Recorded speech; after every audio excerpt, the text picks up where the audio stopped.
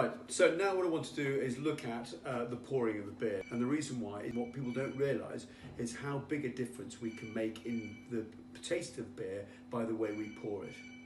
You may not be aware that actually the pythons come up to the bar, right, and inside the python there is a cold water loop, and the cold water loop is actually heading up around inside these fonts. It doesn't matter whether it's a tea bar, doesn't matter whether it's a branded font, but there is a cold water loop keeping the beer beautifully in temperature inside these fonts. What people also don't realise though is the bit that's now out of it, where the tap is, this bit here is actually not water cooled. So this bit here will actually warm up. Now, if you remember, going back to this temperature pressure, if it's now out of spec in terms of temperature, what will happen is this will now foam. Okay, so we need to be aware of it, we need to be ready for it, because then we can deal with it.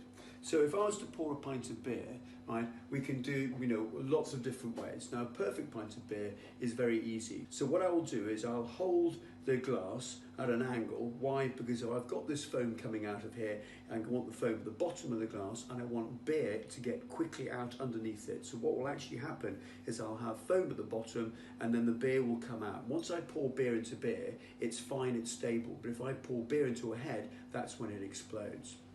Okay, some people talk about 45 degrees. Again, I'm not too keen on the numbers. What I'm making sure though is you do it at a good tight angle.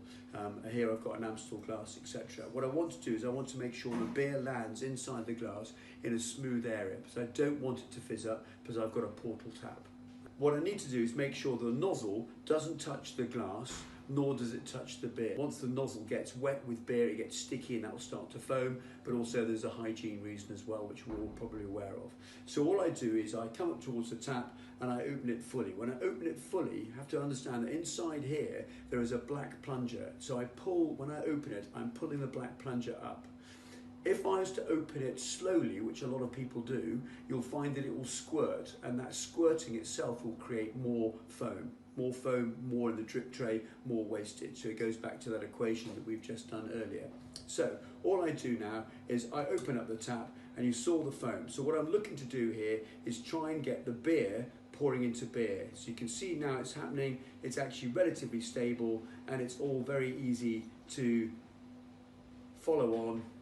As I fill it up towards the top, obviously I'll lower the tap, and then I'll get to the point where I'll press the pourtal tap, and now keeping my hand low down the bottom of the glass, I will now offer a pint of beer with a logo facing. So hopefully there's a little bit of overpour, but you can see now, lovely fresh pint of beer, huge amounts of gas release in there, gas rise, seeding, whatever you like to call it, and that gives the customer a really good feeling of a nice fizzy, fresh pint of beer. Right, but what often happens, and this is the demonstration of when people are pouring beer into foam, and this often happens because people will see it. You can see now there is actually a huge amount of gas release going on. I've now got a pint, probably a little bit short, so I've now got to wait for a bit to settle out. I will then end up pouring more beer in here, which will again cause more foam, and you can see now the foam going into the drip tray. This is where all that starts to add up. But also what you might see now, hopefully you can demonstrate, can you see the difference in the gas rise between these two beers? Right, the gas rise in this one is significantly more. Why? Because I've kept the gas in it whilst I was pouring it, hence that very tight angle. This one I've actually flattened. Now you may not be aware of it, ladies and gents, but there is an extraordinarily large difference in the way these beers taste.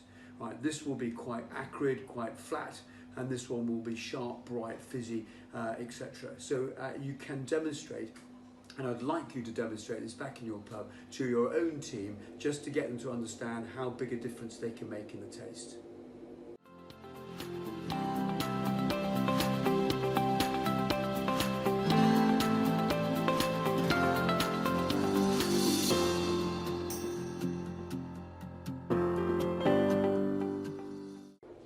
So let's just try a different product now. Let's have a look at Orchard Thieves. So I've got an Orchard Thieves glass again, but how often do we see people do this? Dropping it straight into the base of the glass here. So what am I doing now? Well, all I'm doing is I'm now shattering the CO2 out of the liquid and actually flattening it. But we'll often see that happening quite often in pubs, and so you can see there is a nice head on a beer, which obviously clearly wouldn't be, cider, shouldn't be on a cider, but then also you can see that I've now actually flattened it. But what I really ought to be doing is holding the glass again at 45 degrees. Why? Because I want to keep the gas in the liquid.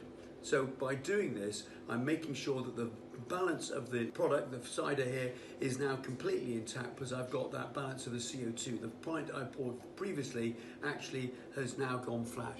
You can see the gas rise is significantly better in the second pint I poured because I poured it correctly. Nothing in the drip tray, no head, etc.